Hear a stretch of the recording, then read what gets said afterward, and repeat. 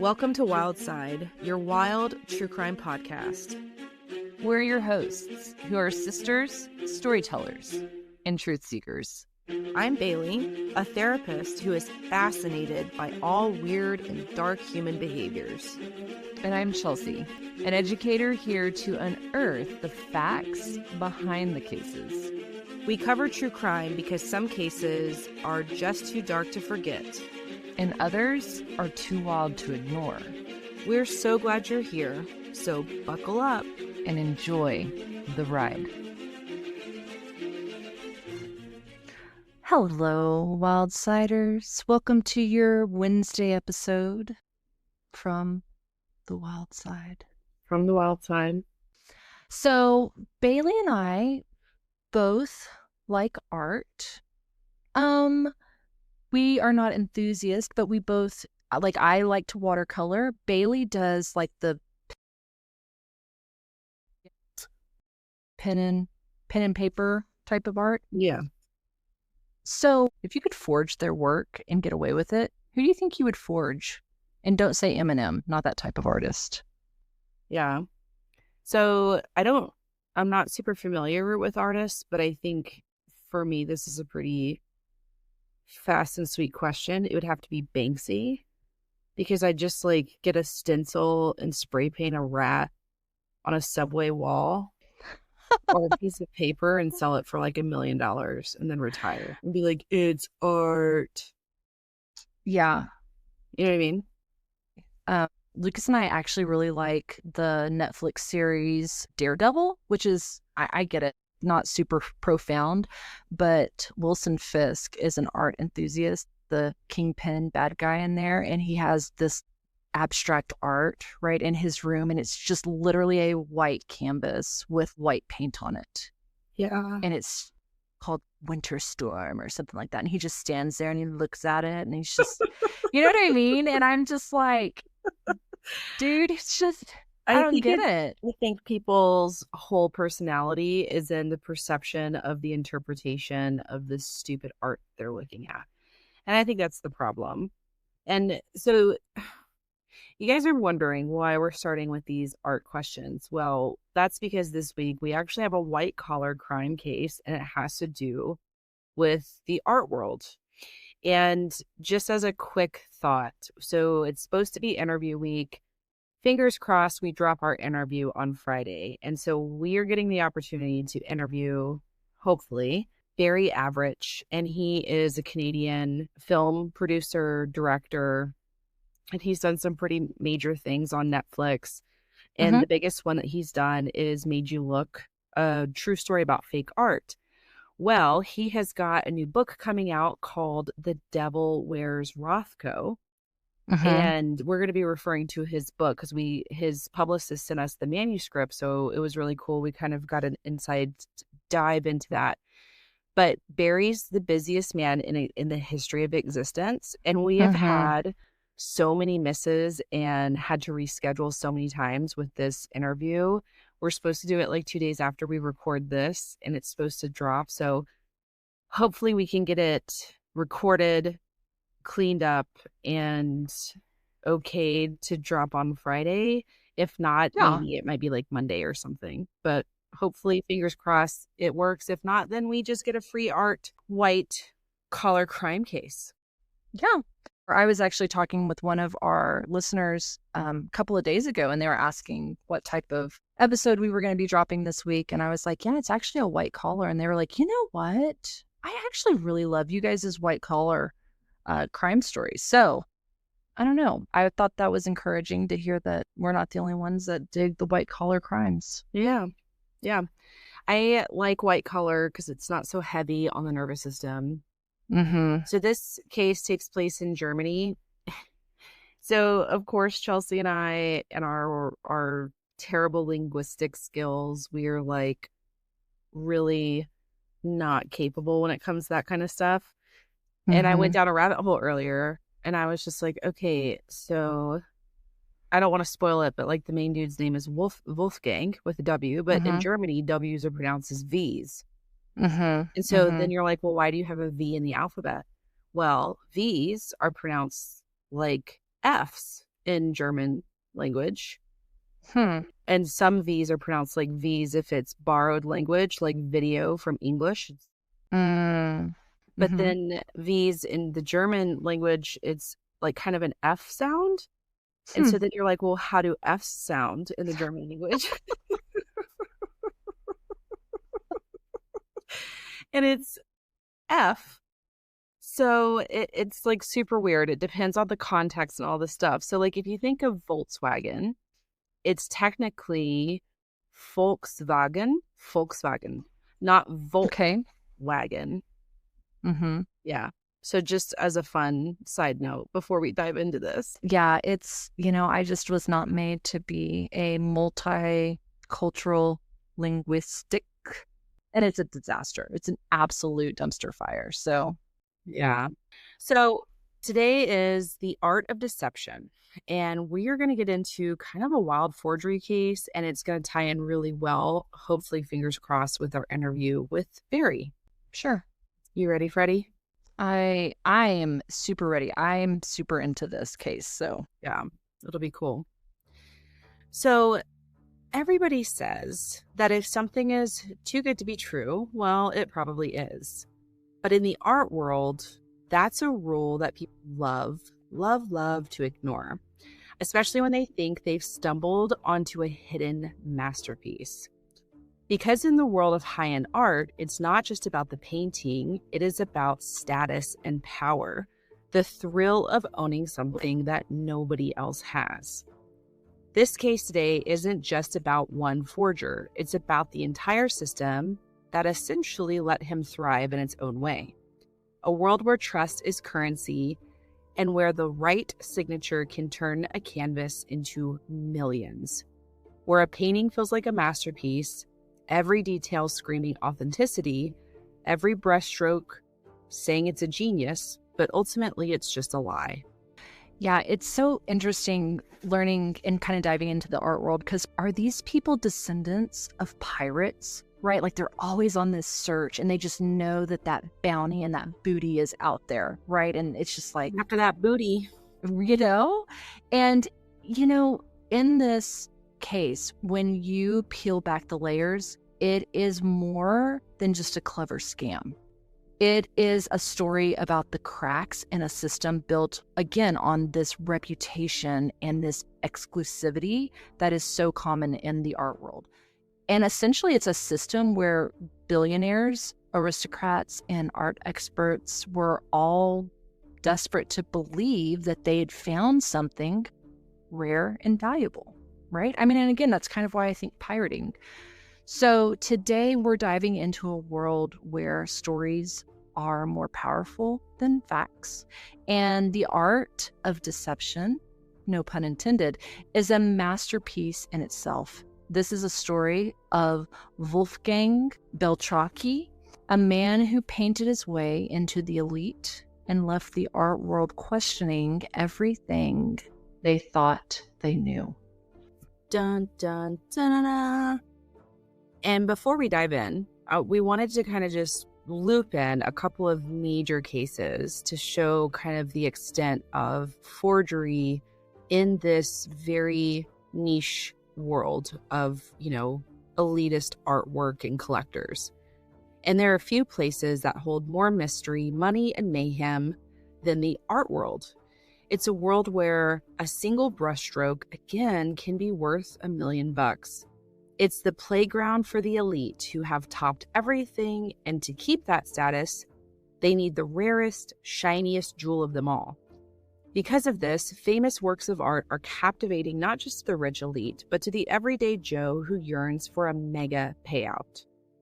The art world has long been a target of this greed and thievery, and it's not just in the United States. It is a global vice for millions of people.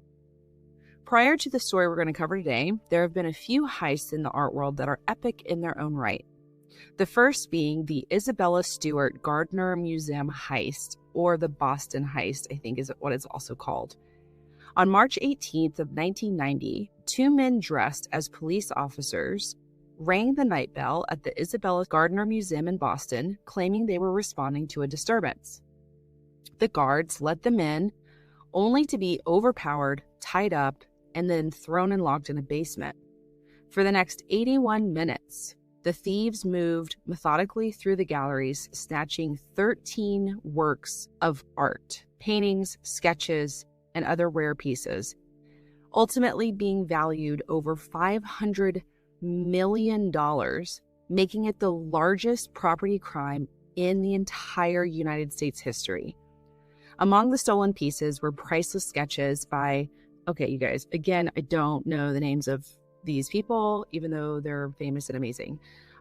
Degas, works by Rembrandt and Vermeer, one of only 36 in the world. But the damage obviously went just beyond the stolen art. They left a living masterpiece incomplete, which was the museum itself. To this day, it is an unsolved case. And to this day, visitors who enter the Dutch room on the second floor are met with kind of this eerie sight where there are empty, large gilded frames, which stand as reminders of what was lost. And on the other side, we have the Knoedler Gallery scandal. So in 2011, the art world was again rocked when Knoedler and Company, one of New York's oldest and most respected galleries, abruptly closed its doors. And the reason were allegations. Allegations that it had sold over $60 million worth of forged paintings. Pieces that were believed to be the original works by major abstract expressionists like, again, Mark Rothko, Robert Motherwell, and Jackson Pollock. The fallout was absolutely massive. So 10 former Knoedler clients filed civil suits claiming that the gallery, and specifically its director, Anne Friedman, should have known the works were fake. To date, 9 of those lawsuits against Friedman and 7 against Knoedler have been quietly settled for undisclosed amounts. Now, before I continue, I want to pause and go out into the weeds a bit. I want to talk about Anne Friedman, the fact that she should have known. So some of you guys know, but I am a huge Malcolm Gladwell fan, and he wrote a book called Blink. And in this book, he writes about a forged statue. And I'm going to try to put this whole art, science, expertise, and forgery into a couple of sentences according to the excerpt from the book Blink. So in 1983, an art dealer, Gianfranco Beltracchi, offered the Getty Museum a nearly pristine Kouros statue, which is a statue from around the 6th century BC, for about $10 million. And the Getty Museum was like, sure, we could possibly have a deal, but we need to kind of make sure that it's legit. A scientist, an actual geologist, was brought in, did a 2-day examination, scientific examination, where they took a core out of this statue, they put it through all of the tests, and they were like, yep, this thing is legit. There's no way that could have been a forgery. There's no way that this stone could have been manufactured or put together inorganically. And come to find out, it was absolutely a forgery. How did they find out? They brought an art expert in who specialized in that century's statues. He looked at it and was like, there's something wrong. I can't put my finger on it, but I know for a fact that there is something wrong with this. That is wild. It's wild. And like I said, this forgery passed a scientific examination conducted by a respected geologist from a major university here in the States. So before we start throwing stones at like, oh, how could people not know that it wasn't authentic? That right there shows you the complexity of art in general, and also the complexity of the art world. And how criminals are so, for lack of better words, gifted. Yes. And I think you're going to touch on this a lot too, on like sometimes because you want it to be real, I think that kind of takes over the other parts of you. So back to Anne Friedman and this Nodler gallery scandal. The evidence was damning, and over a 14-year span, 31 abstract expressionist paintings had been funneled into the market by Galfira Rosales, a Long Island art dealer who claimed she represented an anonymous collector known only as Mr. X. Nodler sold 24 of those works, all of which were later revealed to have been painted by a single artist, Pei Shin Quan, a Chinese-born painter living in Queens.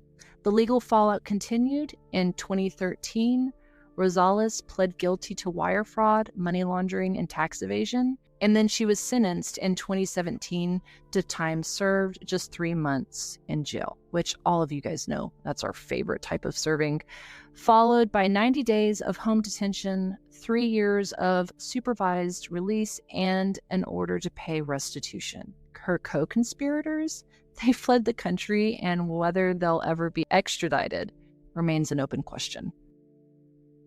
So these cases, again, they just kind of all show how the art world operates in this kind of weird mix of secrecy, status, and the thrill of the find. I absolutely have the thrill of the find, but mine is limited to Dollar General and Goodwills and Poshmark, not like and TJ Maxx. And TJ Maxx, and not like multi-million-dollar pieces of artwork. People want to believe that they're holding something rare, something that no one else has, right? Yeah. It's something that can make people kind of super obsessed about it and blind to other factors. And so that brings us to the core of the gentleman that we're going to be talking about today. A guy who ran a con that was so slick and so seductive, it didn't just fool billionaires, it fooled the entire art system from the bottom up and the up down for decades. So in 1951, in Westphalia, Germany, a small village called Hochster, where Wolfgang Fischer, which is his, as we would say, his Christian name, our main dude, who will later go on to be known as Wolfgang Beltracchi. Now, he was exposed to the art world from a young age. His father was a house painter and a church restorer, and he brought life back to paintings and works of art that started to dull and fade. But behind this prestigious work hid a hustler. Wolfgang's father was also a master forger, cranking out knockoff Rembrandts, Picassos, and Cézannes, pretty much just whatever sold. For Wolfgang, his literal childhood was surrounded by an obsession with art and money. Surrounded by those almost masterpieces was essentially an apprenticeship in forgery. It was a natural progression for Wolfgang to follow into his father's footsteps, but to be even more convincing in his frauds. By the age of 14, he wasn't just dabbling, he was surpassing even his father's talent, churning out a Picasso Blue Period piece, Mother and Child, in a single day. Now, this piece, this Mother and Child by Picasso, was a painting that is believed to have taken Picasso himself over 6 months to create. No one could look back and argue that Wolfgang was not a highly talented artist. Unfortunately, his talents were molded by his father's criminal involvement in the art world's soft, white underbelly. Now, in the late 1960s, Wolfgang was about 17, and he actually enrolled in the Aachen Art Academy. But the classroom couldn't really confine him. So, stepping out into life as a college student, he found himself in the experimental drug scene, partaking in things like hash and LSD. I like the partake. It seems so opposite of drugs. Like, I'm going to partake in some LSD. Thank you. Can I have some Grey Poupon? And so that's the thing. When it comes to good old Wolfgang, it wasn't just wanderlust. This was a man who thrived in the in-between, always in the blurred lines. And the lines for him really started to blur around this time. Was he an artist? Was he a hustler? Was he an outlaw? That was kind of the big question at this time. By the 70s, according to multiple sources, including interviews and documentaries, Beltracchi spent much of his youth wandering around Europe and North Africa. During this time, he lived a bohemian lifestyle, #jelly, painting, taking drugs, and immersing himself in various artistic and countercultural circles. These experiences influenced both his artistic development and the persona he later adopted as a master forger. His travels and unconventional lifestyle helped him refine his ability to mimic different painting styles and forge convincing provenance stories, which later played a key role in his art forgery schemes. And we're going to get into like provenance and all of that. Yes. I had to look it up. I didn't know what it was. He was selling paintings at antique markets, living on a houseboat in Amsterdam, running psychedelic light shows at Paradiso nightclub, even getting a few of his own paintings in the galleries. His art was up on the walls, but for Wolfgang, his heart really wasn't into the paint. What really pulled him was the story of the art and the power of making people believe they were holding a piece of history in their hands. And this will be a key theme for our good old boy Wolfgang in this case. His first scam started off small, but it was honestly a masterclass in psychological manipulation. He was able to figure out that Dutch winter landscape paintings that depicted ice skaters sold for more than the ones that didn't have this ice skater scene. So what he did is he bought two 18th century winter scenes for like $250 a piece, hand painted skaters to the painting, and flipped them for a big old fat profit. So there was no fancy forensics back then, no chemical analysis, no high-tech imaging. It was the world, and I think it still is like that even to this day, but it was a dealer's word, right? It was a handshake, and it was something that Wolfgang, at this point in his life, knew that he could exploit. So Wolfgang was getting into these quick hustles, and Wolfgang quickly decided that these quick hustles really weren't enough. By the 1980s, that thrill was already spilling into his work. In 1981, he ran an art gallery for a brief time, partnered with a Dusseldorf real estate guy, and they formed this Kierton and Fisher Fine Arts GmbH. And that I had to look that GmbH up, and that's kind of the equivalent to an LLC here in the United States.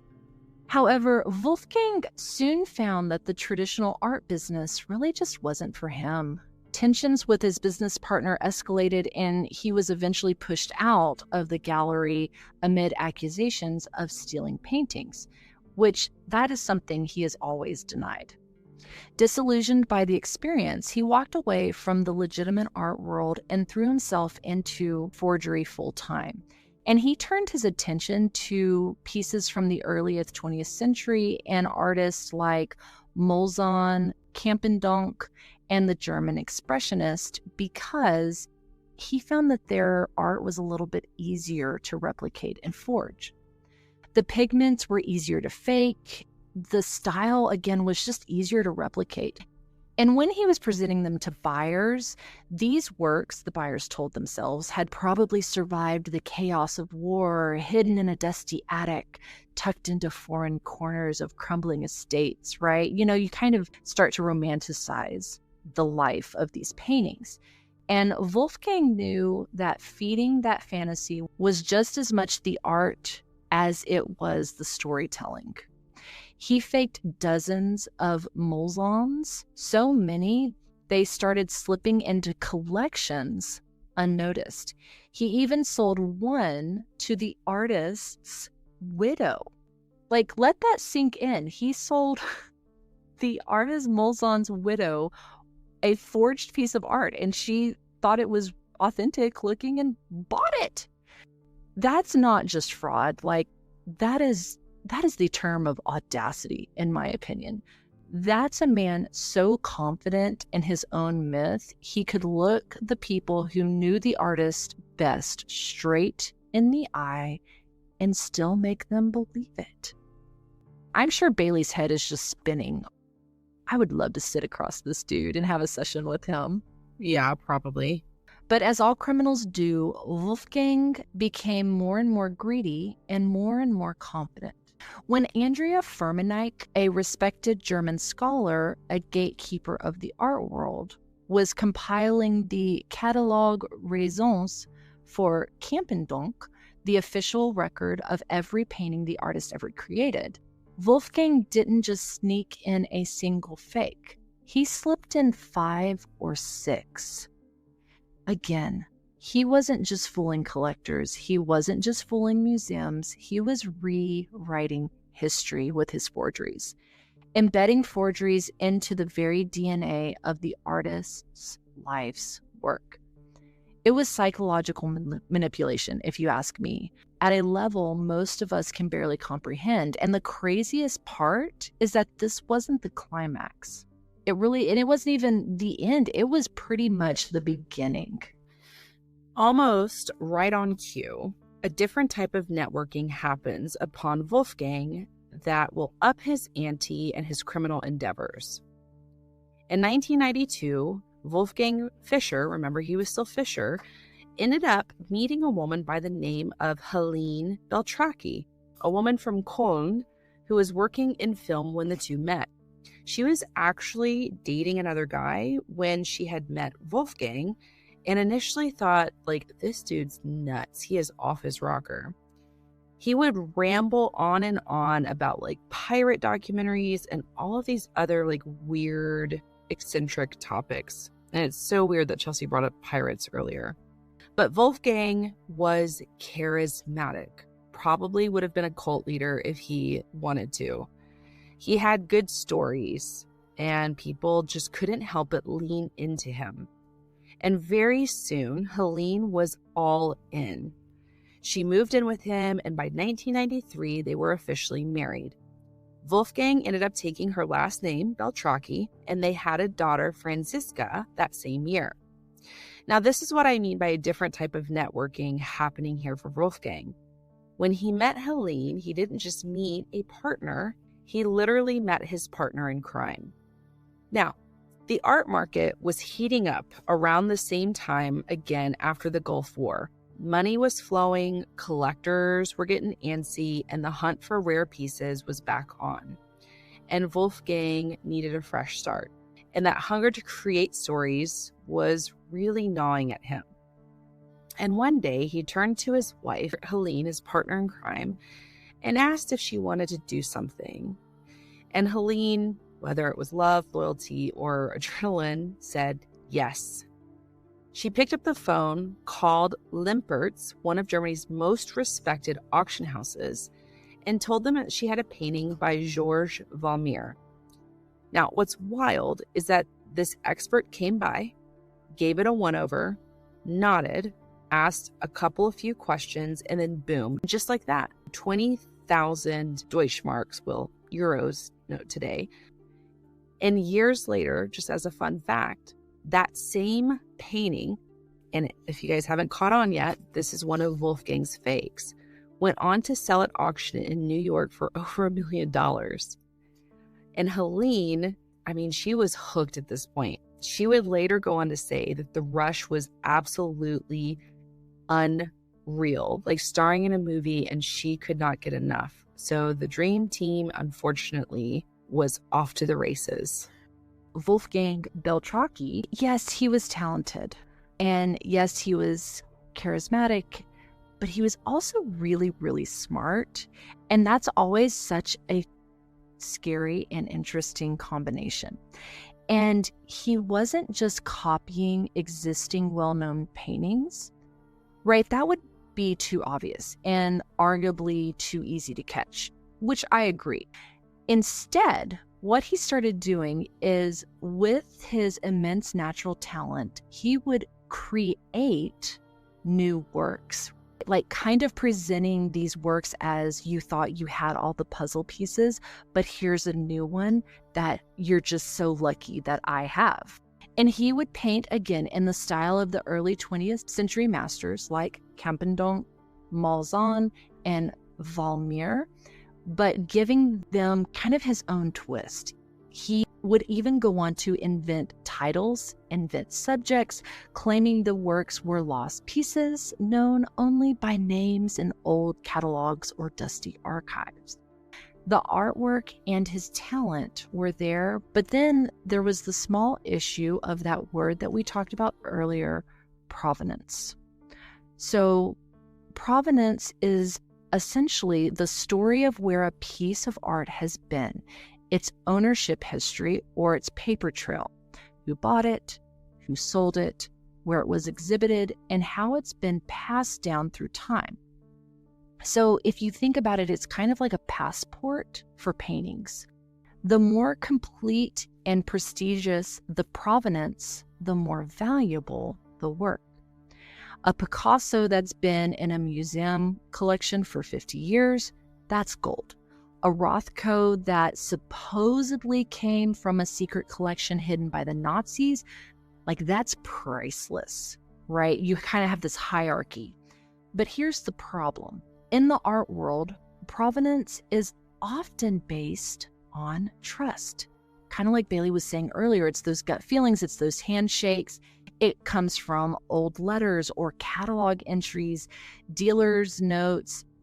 But in that world, those things are treated like gospel. And most of it, well, it's not usually verified or verifiable. And it's not double checked. And that right there is the crack in the system that Wolfgang was able to exploit. Again, Helene comes in to play a very important piece. I don't think that Wolfgang would be where he was at or be able to run this crazy con without his wife.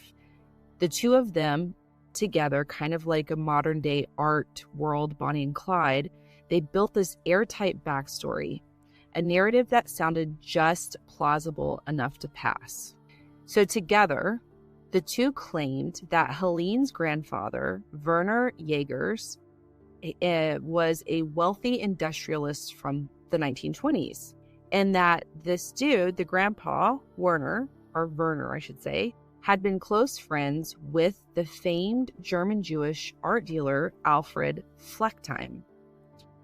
The story went that Alfred Fleckheim, in the chaos leading up to World War II, sold a trove of rare works to Jaegers for safekeeping.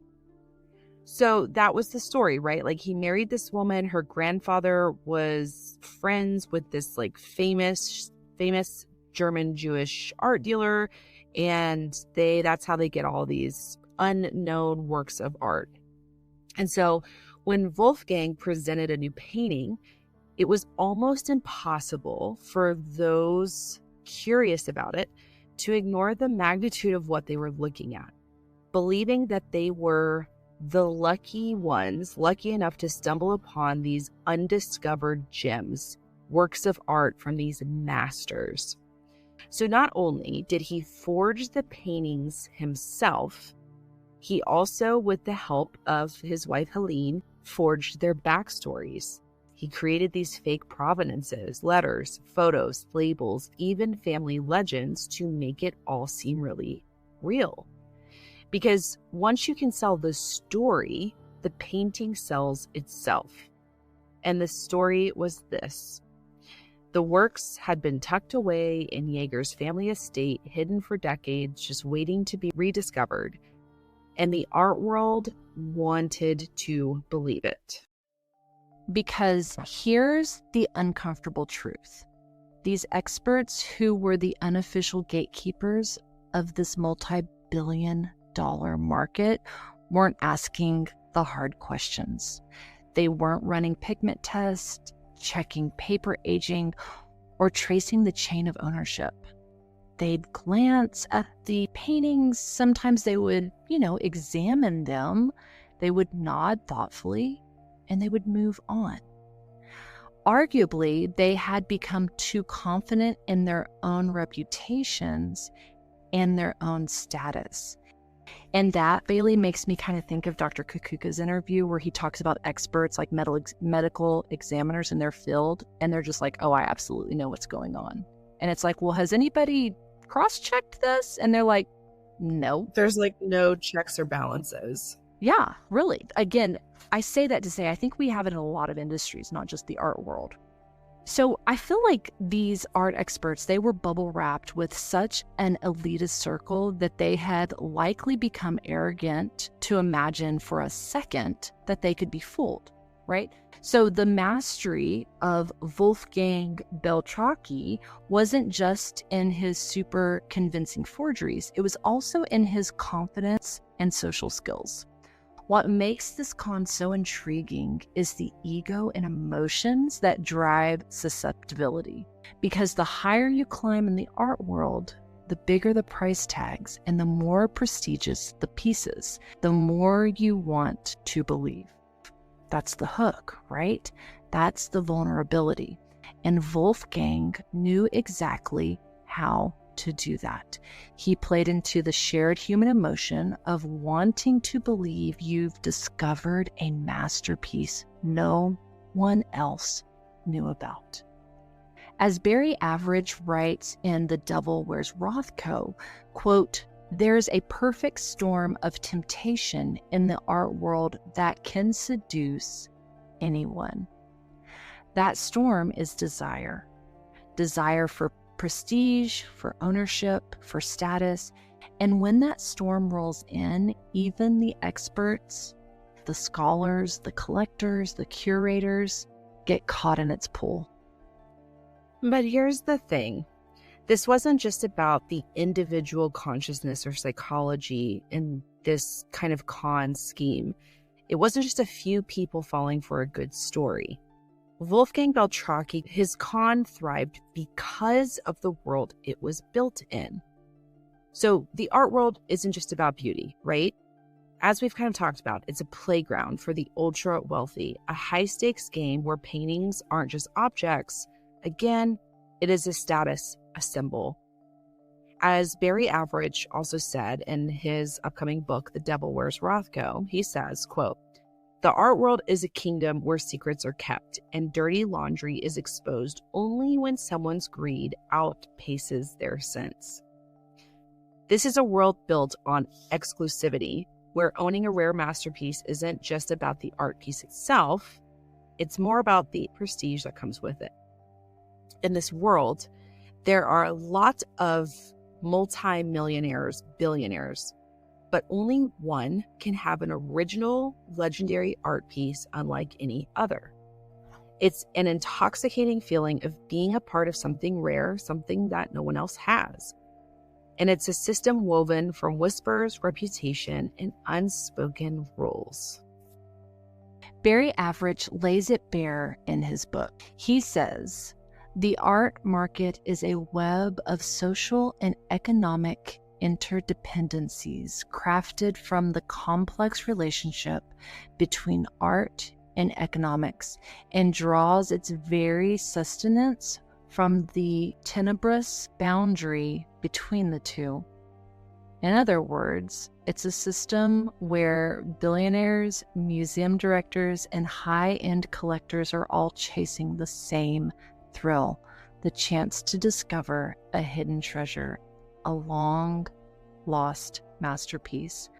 Once one expert believes it's real, that belief spreads like wildfire.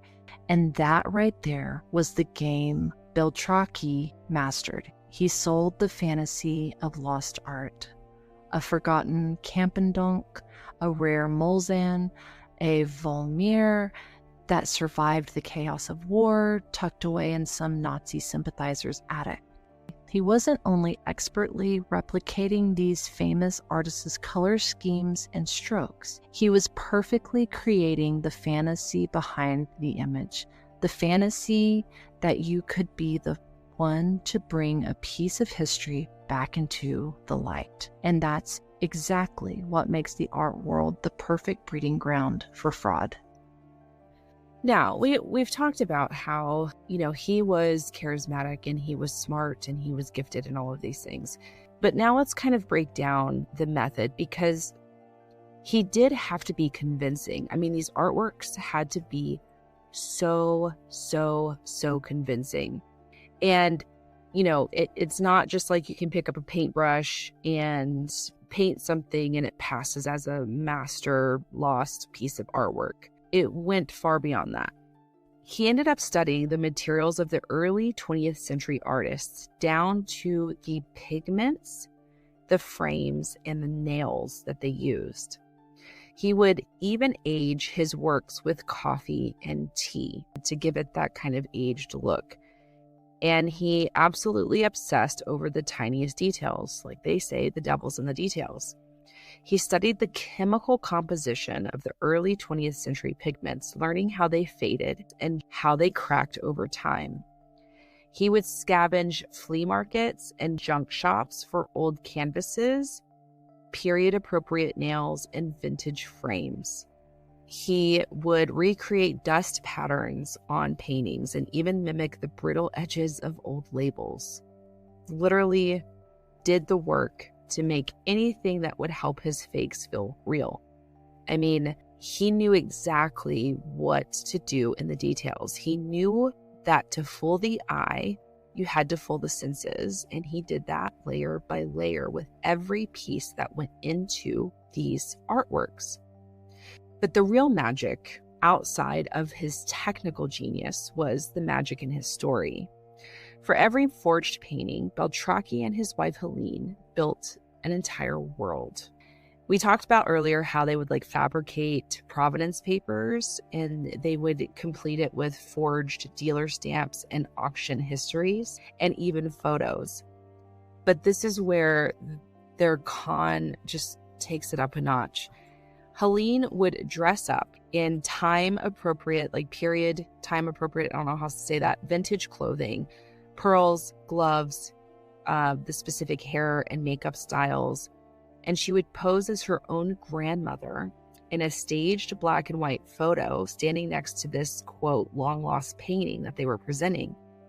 Beltracchi even sourced pre-war photo paper and used old cameras to make the images look authentic right down to the grain and fading. This just makes me think of Leonardo DiCaprio off of, what's that movie? Catch Me If You Can. Yeah. Catch Me If You Can. And how he was just this master forger, that he was so good and the FBI eventually hired him, right? And that's the psychological hook, I think, that, not to beat a dead horse, but is so important to how this went on for decades, because it looked so convincing that people didn't need to double check because they also wanted to believe it, right? They got captivated by the stories and the pictures of Helene's grandmother holding these rare paintings, and, they'd been passed down safely in the family to family. I mean, dude was a master manipulator. He knew exactly how to hack the human mind and the human desires, crafted this story in such a captivating way that even seasoned experts could not see the cracks because they simply did not want to. And it also almost makes me wonder, is this nature versus nurture, right? Which one is it? Was he this way because his dad was this way and he had kind of a genetic predisposition for conning people? I don't know if that's a gene or not. Or was it learned behavior, right? He felt that it was okay to do this. I don't know. And then, like you said, finding that perfect companion to do it with. It's wild. I mean, it's wild. It's like the Sex on the Moon rocks, right? They just got together and it was just this perfect storm. But I think, as we all know, that no matter how perfect the illusion, even the most convincing story, it can't really outrun the truth forever. Beltracchi's downfall started, like so many frauds, with a single crack in the illusion. By the mid-1990s, the con had been running smoothly for years. But then, a Munich buyer started asking questions about a supposed Molzon. They sent the painting for chemical analysis, and the results didn't lie. It's like a bad Maury Povich episode, but about art, right? So it's one of those, you hold up the card and it's like, Wolfgang Beltracchi, you're not the father. And the crowd goes wild. I imagine it was kind of like that. So this test result identified that the pigment used in the artwork he purchased from Beltracchi, specifically the titanium white in the painting, hadn't even existed during Mulsanne's lifetime. It was the first undeniable fracture in Beltracchi's story. When the first Mulsanne pigment test came back wrong, the Beltracchis knew trouble was brewing, but the law couldn't really touch them because the statute of limitations expired on many of the works. So they did what any cornered con artist might do. They sold their house, packed up a pink and turquoise Winnebago. Bailey, if we're in Germany, would that be a Winnebago? Winnebago, yeah. Winnebago, and disappeared into the south of France. For years, they lived like bohemian royalty in the seaside town of Marseilles, throwing lavish parties, charming the locals, painting in a sun-drenched studio while selling forgeries through middlemen. To the outside world, they were the picture of the artistic dream. But behind the scenes, the walls were closing in because that's the thing about fraud. Once doubt enters the mind, it usually spreads like wildfire. A few years later, in 2008, another buyer decided to authenticate a Campendonk. The buyer demanded provenance and forensic testing, and when the testing was completed, it exposed the coffee-stained labels, the reused frames, and the identical tree wood across multiple paintings. They were fakes, likely all of them. You know, psychologically, this seems to exist everywhere you turn when it comes to con artists, you know, especially when it's like high profile. The ego amongst them, it's like it just carries them for years. But when there's an error or a slip in the crack, fear kind of like takes over and they become pretty paranoid. And my thing, this stuff always makes me really mad. Like, don't be a bitch, you know? Like, if you're going to do all of this stuff, then be prepared to take the consequences. Own up to it. But, you know, who am I? It would be nearly 2 years for the first big legal leak in this dam to burst, and it came from an unexpected place, a tip-off from Paris. In January of 2010, inside the office building of the Berlin Landeskriminalamt, whatever land something, was a quiet hum of tension. On the 4th floor, which was the art fraud division, it was about to stumble into the biggest case of their careers. A forgery web that sprawled literally across Europe. An expert on the French cubist, Jean Metzinger, was called in with whispers of a German crew peddling paintings with suspicious labels and stories that were just too good to be true. This call, set off a chain reaction where quickly more clues started to trickle in. One scholar, Ralph Jentz, raised some red flags himself, and then an attorney filed a criminal complaint over a suspicious red picture with horses. And this individual actually named Helene's sister, Jeanette Spertzum, as the woman who delivered it to the auction house. So this was the first solid lead to the Beltracchis. Very, very quickly, the division's chief inspector, René Allange, began piecing the fragmented puzzle pieces together. For months, Allange followed these leads, which started to give him the realization that they weren't just chasing down a handful of fakes. This was a huge operation on a scale that he just initially couldn't quite fathom.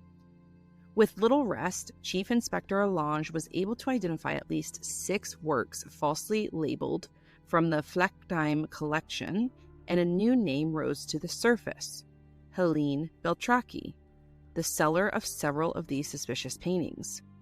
But still, her partner in crime, Wolfgang, ever the ghost behind the curtains, had yet to register on their radar. I almost wonder if this is going to be one of those, like, you know how if somebody has an affair in a small town and it gets exposed, and then all of these people are like, wait a second, I was dealing with that guy too. I wonder if all of these art people are going to start being like, wait a second, I bought art from these people too. Yeah, it's So like that's my the "Are we prediction. dating the same guy" Facebook page. They should have like, or is my work of art a fake Facebook page? Yeah. Did you buy the same fraudulent art that I did Facebook page? By late summer, the net was tightening. Wiretaps went up on Helene's sister's house as well as the Beltracchi's home in the south of France. Investigators tracked down relatives to Werner Jaegers, the supposed source of dozens of masterpieces. They all told the same story. There was no Jaegers collection. Then everything came to a head on the morning of August 25th, 2010. Berlin's Art Fraud Division launched their largest operation in history. Police teams raided homes across Germany, Helene's sister's house in Cologne, where they uncovered a will that for the first time pointed straight to Wolfgang and Helene's villa in Freiburg. German authorities immediately tried to coordinate a simultaneous raid on the Beltracchi's estate in the south of France, but the French courts were closed for vacation. Didn't know that was a thing, but apparently they were out of office. It's Europe. They're always closed. Ah, uh-huh. Still, Allonge wasn't deterred. That same day, following a tip, he and a colleague rushed to the Kunstmuseum Helene, just north of Dusseldorf, where a so-called Laguerre painting was about to be sold for $6.2 million. They seized it just in time. After close inspection, it too was determined to be yet another fake artwork bearing the telltale Flecktime label. Hours after the raid on Helene's sister's house, investigators tapped into a conversation between Wolfgang and his son, Manuel. Calm as ever, Wolfgang told his 22-year-old son to destroy 2 computers packed with incriminating evidence. Surveillance footage captured Manuel leaving the villa, computers under his arm. But the net was closing fast. The police recovered the computers from a friend's house, and Manuel eventually confessed to helping conceal evidence. Charges against him were dropped, but the damage was done. 2 days later, August 27th, Wolfgang and Helene returned to Freiburg from their estate in southern France. They claimed they planned to surrender. Quote, "We have children, we couldn't flee," Helene said, but police say they ignored the Beltracchi's phone-in offer to turn themselves in. Probably just to make a point, that evening, as the Beltracchis headed out for dinner with their kids, 5 police vans swarmed in and surrounded their car. Blue lights flashing, officers barking orders with their weapons drawn. It was like an American-style Miami Vice scene. Helene complained they were left standing in the pouring rain, soaked and shivering. Get out of town, Helene. Franziska, just 16 at the time, stood frozen as her parents were handcuffed and shoved into waiting police vans. She obviously had no idea what was happening. She only understood when she saw it on the news later on. Wolfgang and Helene Beltracchi were locked up, sent to separate cells in Köln's regional prison, and had to spend 23 hours a day in solitary. Helene, already battling breast cancer, suffered terribly. Wolfgang, ever the artist, kept himself busy by sketching portraits of fellow inmates and guards. Aww. Meanwhile, Chief Inspector Allange and his team kept digging. They needed as much forensic evidence as they could find. They analyzed seized paintings and tested frames and pigments. And what they found was damning. The so-called Flecktime labels had been aged with coffee and tea stains, which we knew because you guys get the inside glance into this stuff. The wooden frames, supposedly from different paintings, well, they came back to the same tree. Helene and Wolfgang insisted the experts had it all wrong, that they had bought the frames at separate flea markets in France. But science doesn't really care about the illusion of the stories. Beltracchi was a master at aging his forgeries, the frames, the nails, the paint. But in the end, science caught up with him. And just like that, the myth of the brilliant forger began to unravel. By 2011, this wasn't just an art fraud case anymore. It had exploded into a cultural spectacle. The trial became a media circus, a front row seat to the crumbling facade of the art world's elite. But here's the thing. The Beltracchis weren't cast as hardened criminals. Wolfgang and Helene played their roles perfectly. They grinned for the cameras, embraced in the courtrooms, and sold themselves as bohemian outlaws who had dared to outsmart the system. And the media, well, of course, they lapped it up. Barry Average said it best, quote, "The art world forgives what it envies." And envy? That's exactly what fueled the Beltracchi's narrative. The courts went shockingly easy on them. Wolfgang got 6 years, Helene 4, and both served their time in, quote, open prisons, where they worked day jobs at a photo studio, rented an apartment in Cologne, and enjoyed 80 hours of free time every month. Nights-only sentences for one of the biggest art fraud in history. Meanwhile, they'd already pocketed an estimated $30 million. But what is the real damage? I think it ran deeper than money. This was an earthquake that rattled the very foundation of the art world.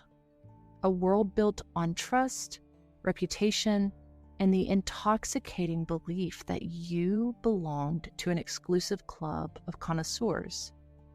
And here's the kicker. It wasn't the clueless or the naive who fell for the con. It was the elite, the billionaire collectors, aristocrats, high-end galleries, even celebrities. So, fun fact, actor Steve Martin paid $860,000 for a forged compendonk and quietly resold it at a loss, never realizing it was a fake. Then there were the heavy hitters. Daniel Philippacci, the French publishing mogul who paid $7 million for a forged Max Ernst and later called Beltracchi a genius. Or there was Werner Spies, the world's leading Ernst expert, who literally authenticated 7 of Beltracchi's fakes himself. The weight of the scandal nearly destroyed him when he found out. He was quoted as saying, "How could I bear the knowledge that I was taken in? The loss of my reputation." That's the heart of this mess. It wasn't just a financial scam. It was a system built on trust that had shattered. Museums scrambled to re-examine collections. Experts, names with decades of credibility, were left humiliated. And the buyers, left holding worthless canvases, maybe arguably and ironically symbols of their own vanity. The glittering high-stakes art world was exposed for what it really is. A house of cards built on whispered deals, unverified stories, and a desperate hunger for status. The Beltracchi case forced a reckoning.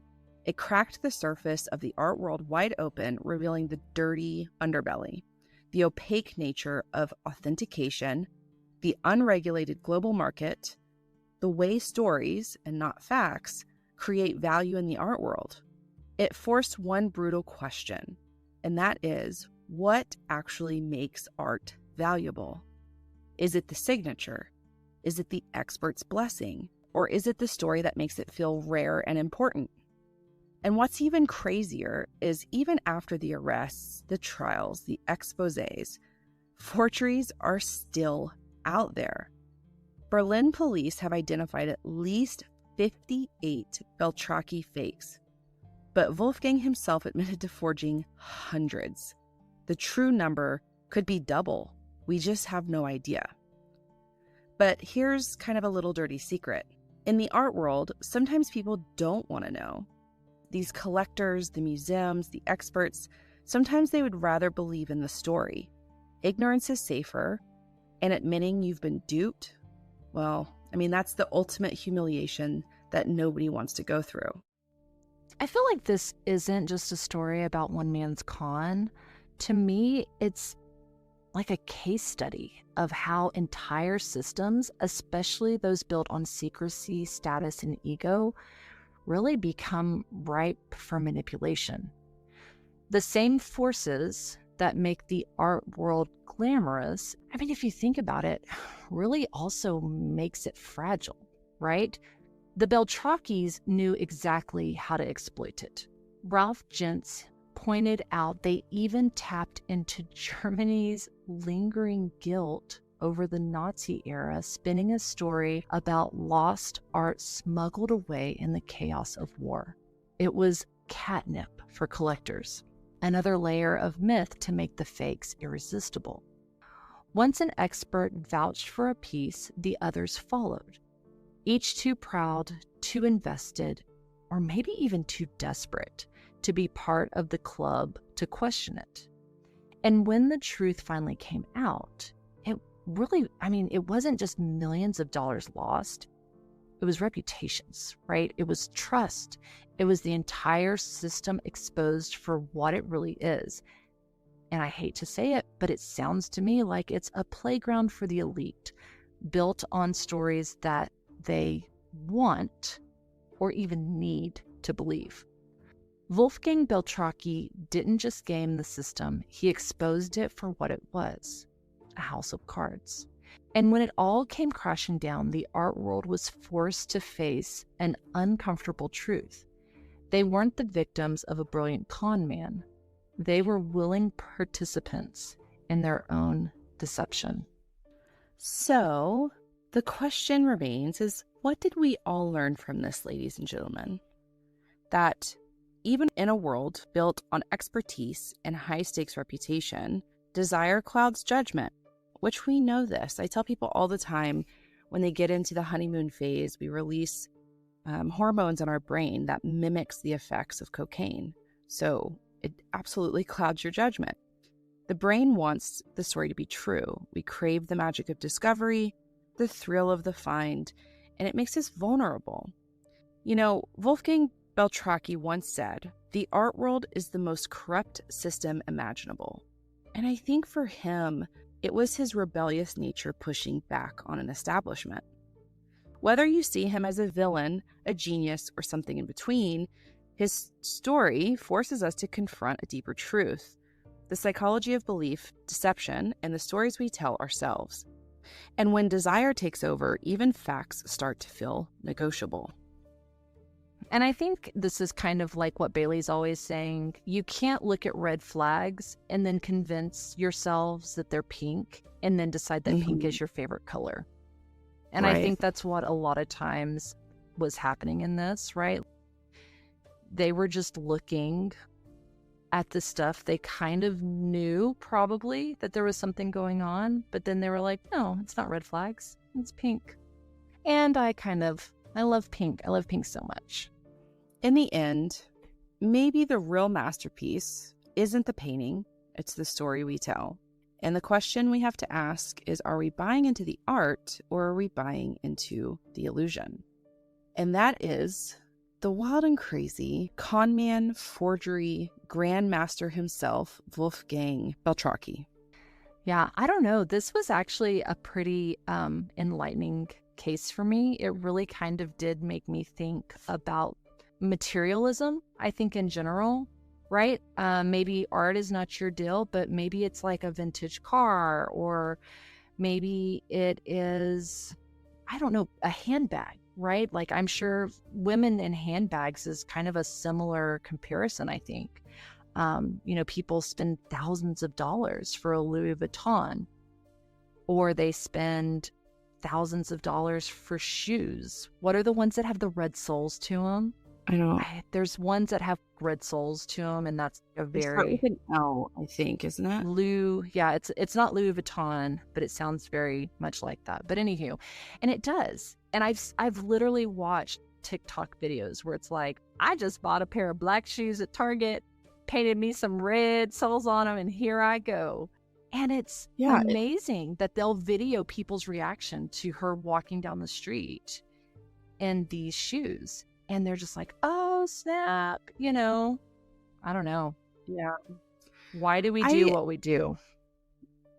Well, I think, my clinical answer is I think it boils down to acceptance, honestly. But I think that's why I just can't get into art that way. Like, I want to go to the Louvre in Paris to check that box and just say I went. And did you know, fun fact, the Louvre, when I say it's huge, Chelsea, it's like 20 city blocks. I have heard it's huge. I didn't realize it was that big. That's amazing. Yeah, it's like 2 miles of just art. People were like, you could literally go for a month straight and not see all of the art pieces, which is wild to me. Yeah. I had a friend of mine who went there with her daughter and was just like, we spent 4 hours and we saw 6 paintings or 12 paintings, and we were just like, we saw like a 64th of that museum or something. But I think that's why I can't really get into this, because I look at these artworks and I'm just like, it's cool. That's always my response. I'm always so underwhelmed. I'm just like, I think it's cool, But the thing that I always struggle with is like, who determines what is considered mastery and not, right? Like Jackson Pollock. I think it's crap. I'm sorry. You stand above a painting and you wave your hand and you get blots of paint in different, like 3 colors on a canvas. And everyone's like, he's a master, legendary. And I'm just like, the dudes who carve whole ass houses in the wilderness with just like a hatchet in the middle of Cambodia, to me, are more masterful than that. You know what I mean? Sure. No, but seriously, I don't know. And I think that's, again, why I get so involved or so intrigued by sociology in general. Like, why do societies tick the way they tick? Who told us that Shakespeare was amazing? Who told us that Van Gogh was amazing, right? I don't know. Was it just that they were taboo for their time? Does it just somebody kind of showed it somewhere and it just kind of caught on trend, and then that trend just kind of got etched into a stone, if you will, somewhere? I don't know. Yeah, it's wild. And then it poses the question, like, if Wolfgang Beltracchi's replicas and paintings were so good and convincing, then why not are they automatically worth that much? Well, that was kind of my thing when you were talking about the fact that it was just like, oh my gosh, and people are so upset. And I'm like, or that's amazing that you have a piece of art that you obviously think is amazing. But then literally in the same breath, I'm like, do you think the picture itself is amazing? Like, do you think the actual like art itself is amazing? Or is it only the signature that you think is amazing? Yeah. And I think that's why I get, like, I have a couple of things where I get hyped up with brand name. Like, I'm here for my Ray-Bans. I love my Ray-Bans. Sure. But overall, I just never understood it. I never got behind the hype for most of it. If somebody's like, hey, do you want to buy some black heels with some red bottoms? Literally, my answer is going to be, that's kind of an inconvenience because I don't own a lot of red and I'm not going to be able to match it very well. Like, that's how my brain works. I'm just like, why would I want to pay $5,000 for a pair of shoes that I'll wear 3 times in a lifetime? Yeah. Like, it doesn't make sense to me. I know. So if you are that person and you're really, really into the art world, or you're really, really into your Louis Vuitton purse, tell us why. I would love to kind of, I would love to know. and please don't be like, well, you guys don't want to listen because you've obviously told us how stupid we are. It's really not that. It's more of like, I would love to understand your perspective, and I would love to hear why. Because Bailey and I obviously are cut from the same cloth. I mean, we're sisters, we come from the same background. So it makes sense that we have similar outlooks on that stuff. But if you're that person, we'd love to know why. And as always, like Bailey always says, thanks for hanging out with us through this wild art forgery of a crazy ass ride. And we'll catch you on the wild side. Bye, guys. Later, Gators.